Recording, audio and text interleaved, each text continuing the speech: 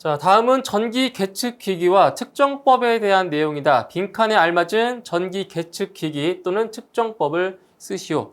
자, 이제 표를 보시게 되면 이제 전기 계측기기와 그리고 측정법에 대한 설명이 나와 있는데 그 설명에 맞는 이제 계측기 또는 측정법을 작성하는 문제가 되겠습니다.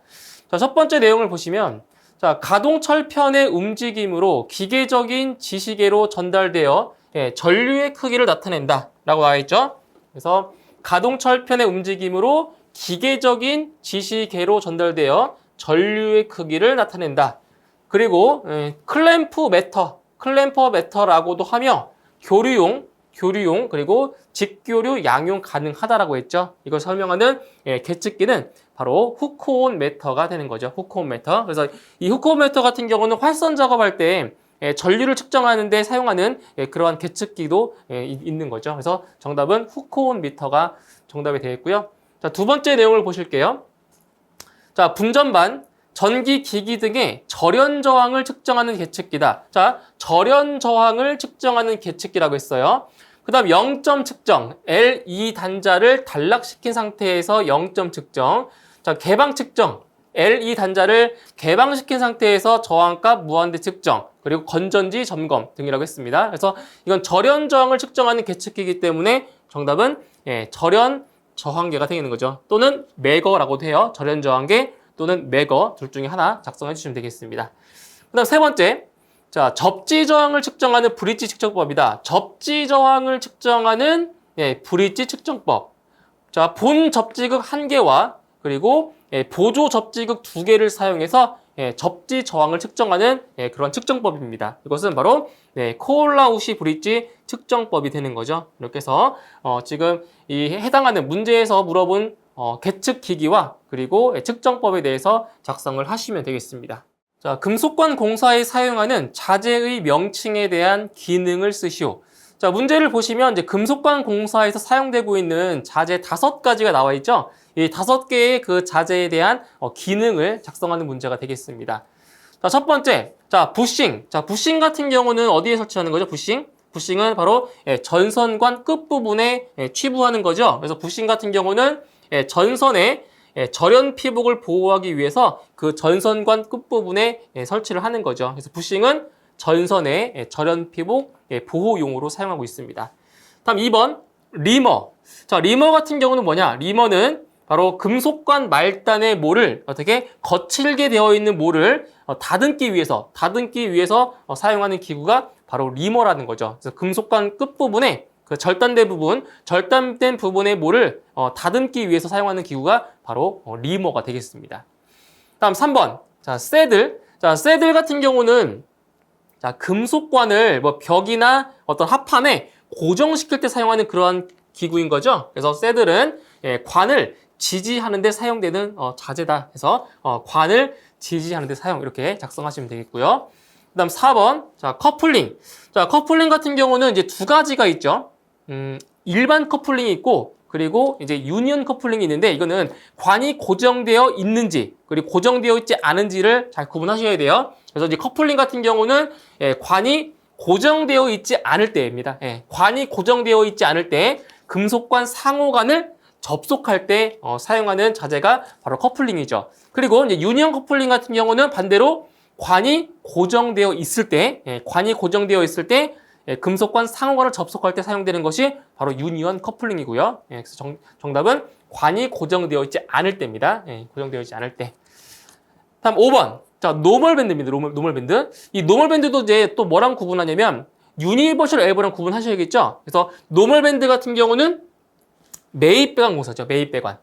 매입배관 공사를 할 때 자, 관을 직각으로 굽히는데 사용하는 것이 바로 노멀 밴드고요.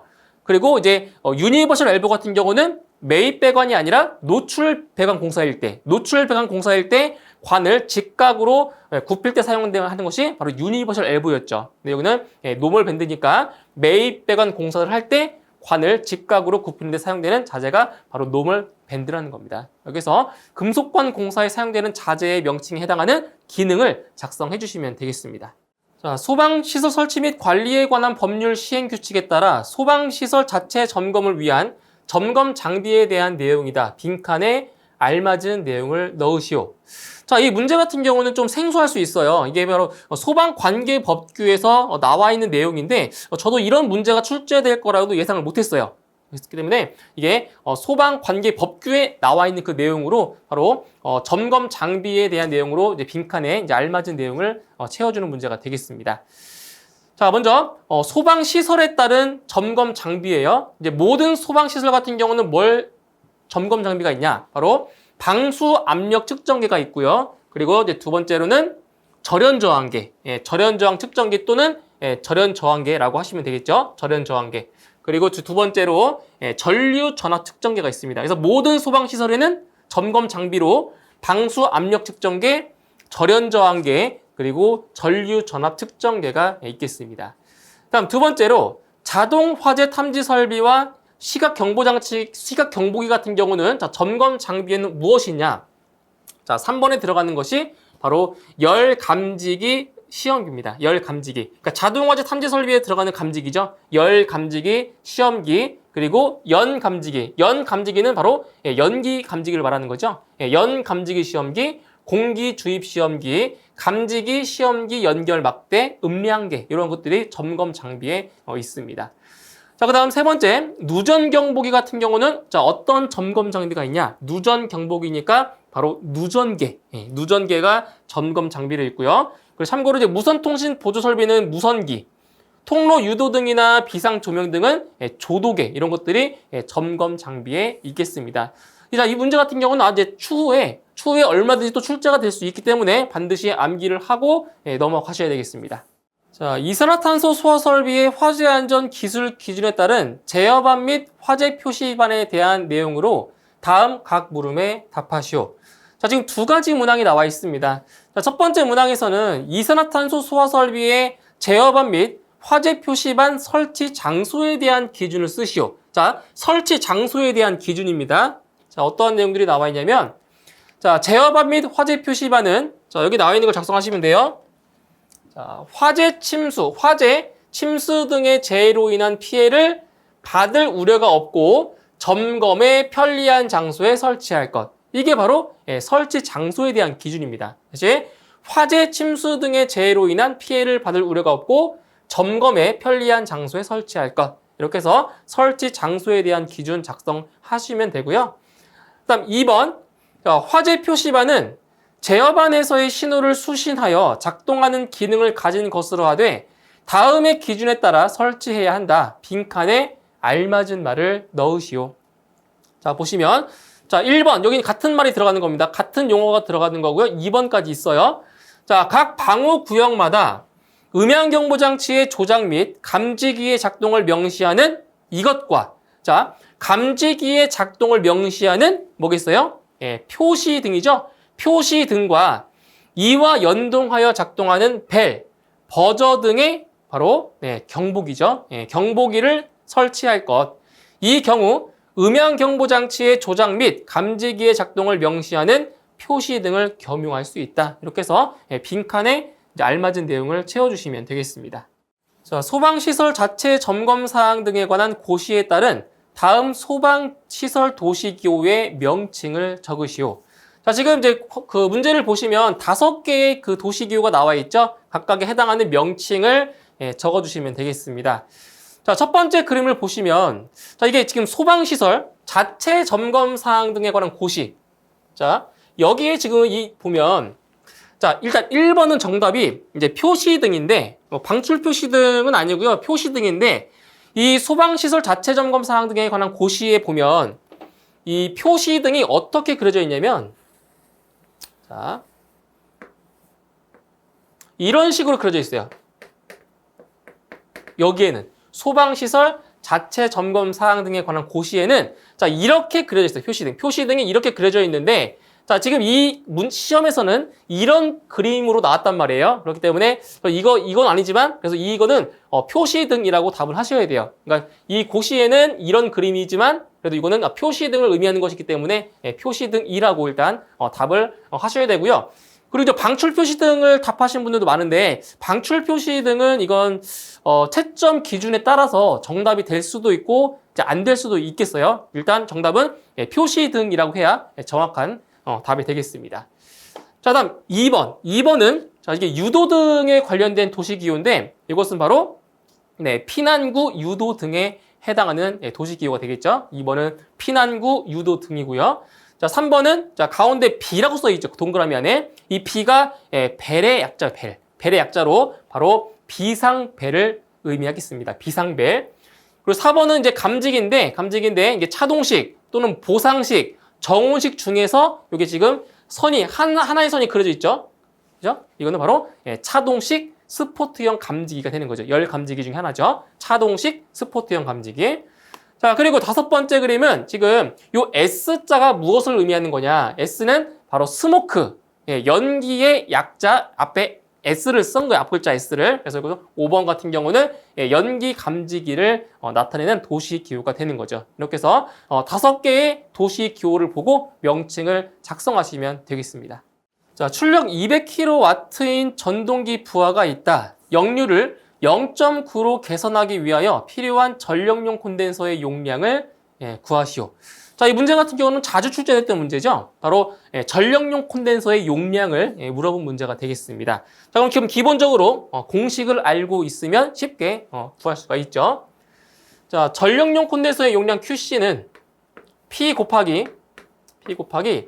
코사인 세타 1분의 루트 1 마이너스 코사인 세타 1, 제곱 세타 1이 되겠죠? 마이너스 코사인 세타 2분의 루트 1 마이너스 코사인 제곱 세타 2가 되는 거죠. 이게 바로 전력용 콘덴서의 용량 구하는 공식이 되겠습니다. 자, 이제 문제에 나와 있는 값들을 대입만 하면 답이 구해지는 거죠. 자, 문제에서 출력이 200kW라고 했죠? 그대로 대입하시면 돼요. 200kW 곱하기 자, 코사인 세타 1은 개선하기 전 역률이죠. 개선 전 역률 얼마라고 했어요? 역률이 0.7. 그렇죠? 그래서 코사인 세타 1에는 0.7을 대입하시면 돼요. 분의 루트 1 마이너스 0.7의 제곱이 되고요. 다음 마이너스 자, 코사인 세타 2는 개선 후의 역률. 자, 개선 후의 역률이 얼마예요? 0.9라고 했죠? 자, 그러면 0.9분의 루트 1 마이너스 0.9의 제곱이 되는 겁니다. 이렇게. 그래서 계산하시게 되면 자, 전력용 콘덴서의 용량은 대략적으로 107.18 정도가 나오네요. 107.18 단위는 킬로볼트 암페어. 이렇게 해서 전력용 콘덴서의 용량 간단하게 구할 수가 있습니다. 자, 차동식 스포트형 열 감지기와 정온식 스포트형 열 감지기의 작동 원리에 대해 설명하시오. 단, 감지 영역과 온도 변화에 따른 원리를 기준으로 작성하라고 했습니다. 그래서 이제 감지 영역 같은 경우는 뭐냐? 일국소냐? 아니면 넓은 범위냐? 이걸 말하는 거예요. 그래서 차동식 스포트형 열 감지기 같은 경우는 일단 이 감지기 명칭에 뭐가 있어요? 다 스포트형이죠? 이 스포트형 같은 경우는 바로 일국소. 그래서 이 감지 영역이 어디라고요? 일국소가 바로 감지 영역이 되는 거죠. 그래서 차동식 스포트형 열 감지기 같은 경우는 주위 온도가 일정 상승률 이상이 되는 경우에 작동하는 것으로서 바로 여기 나와 있죠. 일국소에서의 열 효과에 의하여 작동되는 것이다. 이렇게 작성하시면 돼요. 다시 주위 온도가 일정 상승률 이상이 되는 경우에 작동하는 것으로서 일국소에서의 열 효과에 의하여 작동하는 것이다. 쓰시면 되고요. 다음 2번에 자, 정온식 스포트형 열 감지기. 이것도 스포트형이니까 일국소가 나와야 되겠죠. 그래서 이것은 자, 일국소. 자, 일국소의 주위 온도가 이거는 이제 자, 일정 상승률 이상이 되는 것이 아니라 주위 온도가 일정한 온도 이상이 되는 경우에 작동하는 것으로서 자, 외관이 전선과 같이 선형으로 되어 있지 않은 거죠. 그러니까 이 외관이 전선과 같이 선형으로 되어 있는 것은 정온식 감지선형 감지기죠. 근데 이거는 스포트형 감지기니까 외관이 전선과 같이 선형으로 되어 있지 않은 것 이렇게 작성을 하시면 되겠습니다. 이렇게 해서 차동식 스포트형 열 감지기와 그리고 정호식 스포트형 열 감지기에 대한 작동 원리를 간단하게 작성하시면 되겠습니다.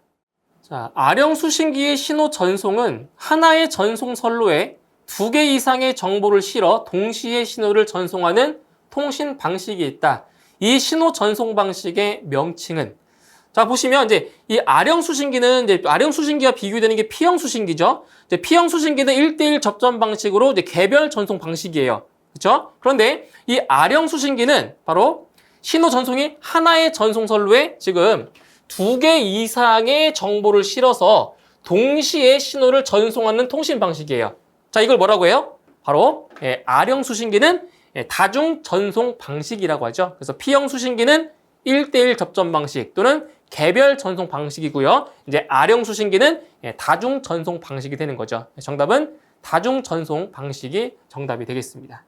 자, 3상 60Hz 전원에 의해 기동되는 8극의 유도 전동기가 회전 속도 882rpm으로 회전하고 있다. 이때 회전자 전원 주파수는 몇 헤르츠인가? 자, 이 문제는 지금 기존에 출제가 되지 않았던 신출 문제입니다. 그래서 이 문제에서 구하고자 하는 것이 바로 회전자 전원 주파수를 구하는 거예요. 이거는 기존에 나오지 않았던 그런 문제였기 때문에 많이 어렵게 보셨을 겁니다. 자, 먼저 이제 회전자 전원 주파수예요. 회전자 전원 주파수, 이것을 F, 자, R로 표시해 주는데, 요 FR, 회전자 전원 주파수는 바로 슬립에다가 바로 주파수를 곱해 주시는 거예요. 이 주파수는 바로 여기 나와 있는 60Hz가 되겠죠. 자, 그러면 이 주파수는 60Hz로 나왔고, 자, 문제는 뭘 구해주면 돼요? 바로 이 슬립 S만 구하면 바로 회전자 전원 주파수를 구할 수가 있다라는 거죠. 자, 그러면 지금 문제에 나와 있는 것이 이 유도 전동기의 회전 속도가 얼마나 했어요? 882rpm이래요. rpm. 그럼 먼저 무엇을 구하냐? 슬립을 구하기 위해서 바로 동기 속도부터 구해 보도록 할 겁니다. 동기 속도. 자, 보세요. 자, 동기 속도 ns는 p분의 120f죠. 이게 동기 속도 구하는 공식이에요. 이것도 시험에 나오기 때문에 반드시 암기를 하셔야 됩니다. 자, 보면 이제 극수가 8극. 자, 8극이고요. 그리고 120 곱하기 주파수가 60Hz입니다. 자, 그러면 자, 동기 속도가 얼마 나오냐? 동기 속도는 바로 900rpm이 나오게 됩니다. 자, 동기 속도가 900rpm이에요. 자, 우리 저 어떤 공식이 또 있었냐? 자, 회전 속도. 자, 회전 속도는 n은 자, 동기 속도 곱하기 1 마이너스 슬립이죠. 이렇게 구하는 거죠. 회전 속도는 동기 속도 곱하기 1 마이너스 슬립으로 구할 수가 있습니다. 자, 그럼 이제 여기서 우리가 무엇을 구할 거냐? 바로 우린 슬립을 구해야 되는 거죠. 슬립. 요 슬립 S를 구해줘야 돼요. 그러면 이 식을 좀 변형해서 슬립 S를 구할 수가 있는데, 슬립 S는 어떻게 구할 수가 있냐? 잘 보세요. 이것은 1 마이너스 동기 속도분의 회전 속도로 구할 수가 있어요. 이 식을 변형한 겁니다. 이 식을 변형해서 슬립 S는 뭐라고요? 1 마이너스 동기 속도분의 회전 속도로 구할 수가 있다라는 거예요.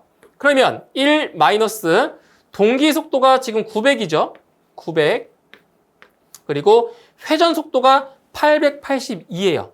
882가 나왔어요. 자, 이걸 계산하시면 되죠. 이걸 계산하시면 얼마가 나오냐? 0.02가 나옵니다. 슬립이 0.02가 나와요. 그러면 회전자 전원 주파수는 구할 수 있겠죠? 자, 슬립 0.02 곱하기 주파수가 몇 Hz라고요? 60Hz죠? 60만큼을 곱하시면 됩니다. 그러면 회전자 전원 주파수는 얼마 나오냐? 바로 1.2Hz가 나오게 되겠습니다. 정답은 1.2가 정답이 되겠습니다. 자, 다음은 감지기의 회로 방식과 신호 출력에 따른 감지기를 분류한 것이다.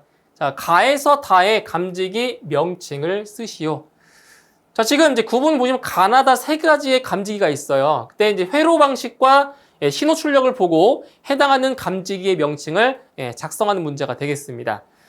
자, 먼저 첫 번째로, 자, 두 가지 이상의 성능이 함께 작동할 때, 화재 신호를 발신하거나, 두 개 이상의 화재 신호를 각각 발신하는 감지기다. 그래서 AND 또는 OR가 되는 거죠. AND 또는 OR. AND는 두 가지 이상의 성능이 함께 작동할 때 AND, 그리고 OR는 두 개 이상의 화재 신호를 각각 발신하는 감지기. 그래서 AND 또는 OR가 되는 거예요. 자, 그럼 이건 뭐냐? 자, 두 가지 이상의 성능을 함께 가지고 있는 상태에서 함께 작동하는 거죠. 그래서 이거는 뭐냐? 정답은 복합형 감지기가 되는 거죠. 자, 그런데 여기는 이 복합형 감지기 같은 경우는 열 복합형도 있고요. 연기 복합형도 있는데 지금 여기서 이 내용만 보고 열 감지기인지 연기 감지기인지 모르잖아요. 그렇기 때문에 감지기의 명칭은 복합형 감지기로 답을 하셔야 됩니다. 열 복합형도 아니고 연기 복합형도 아닙니다. 복합형 감지기라고 답을 하시면 돼요. 다음 두 번째. 자, 하나의 기능이 작동되면 작동 신호를 발하는 감지기다. 그러니까 여러 개의 감지기 성능을 갖고 있는 상태에서 그 중에서 한 가지 기능이 작동되면 작동 신호를 발하는 감지기. 그래서 OR, 신호 출력이 OR가 되는 거죠. 이것은 바로 보상식 스포트형 감지기가 되는 거죠. 그렇죠? 한 기능이 작동되면 작동 신호를 발하는 감지기, 보상식 스포트형 감지기. 다음 세 번째. 자, 일정 시간 간격을 두고 각각 다른 두 개 이상의 화재 신호를 발하는 감지기다. 자, 일정한 간격을 두고 각각 다른 두 개 이상의 화재 신호를 발한다? 이거는 뭐예요? 바로 다신호식 감지기가 되는 거죠. 그래서 3번은 다신호식 감지기가 되겠습니다. 이렇게 해서 회로 방식과 신호 출력을 보고 여기에 해당하는 감지기의 명칭을 작성하시면 되겠습니다. 자, 다음은 비상방송 설비에서 확성기 설치에 관한 문제이다. 문제의 조건을 이용하여 확성기를 배치하시오.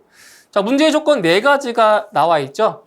자, 일단 확성기의 개수는 최소로 설치를 하고 확성기의 배관 배선은 표시하지 않도록 한다. 그리고 확성기의 도시기호는 이렇게 다음과 같이 이런 도시기호로 표시를 해주고요. 확성기와 벽 사이의 거리를 모두 표시하도록 한다라고 했습니다. 자, 이 문제 같은 경우는 이제 기존 관연도 문제에서 출제가 되었었는데 그 문제를 약간 응용한 문제가 되겠습니다. 자, 기존에는 이런 게 없었죠. 확성기와 벽 사이의 거리를 모두 표시한다. 이러한 조건이 없었어요. 기존에는. 근데 지금 이번 문제에서는 이런 조건이 하나 추가된 겁니다. 거리까지 표현하는 그런 문제죠.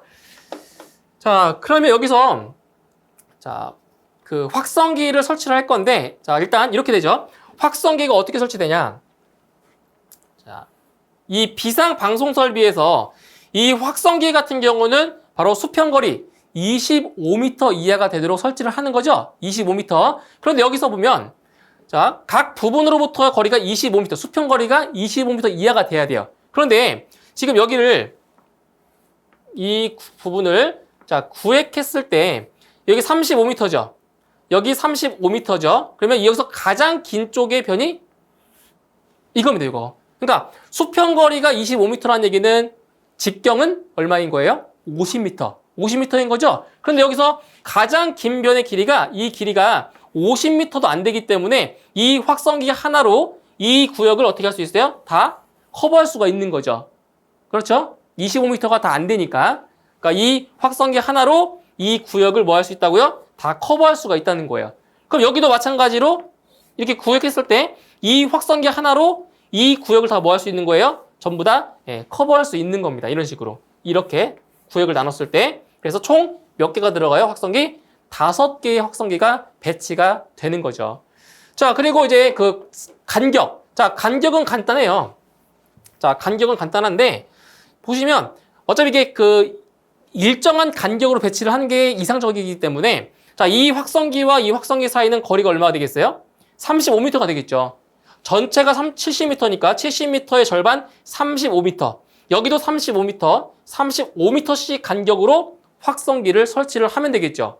그리고 이 확성기와 벽 사이는 얼마 돼? 확성기와 벽 사이는 17.5m가 되겠네요. 그렇죠? 17.5m. 계산상 35m의 절반이니까. 그래서 이 확성기와 벽 사이의 거리 17.5m가 된다는 것 표시를 해 주시면 되겠습니다. 이렇게 해서 확성기 최소의 개수로 배치를 해 주고요. 그리고 확성기와 확성기 간, 그리고 확성기와 벽 사이의 간격까지 표시를 해 주시면 도면이 완성이 되겠습니다.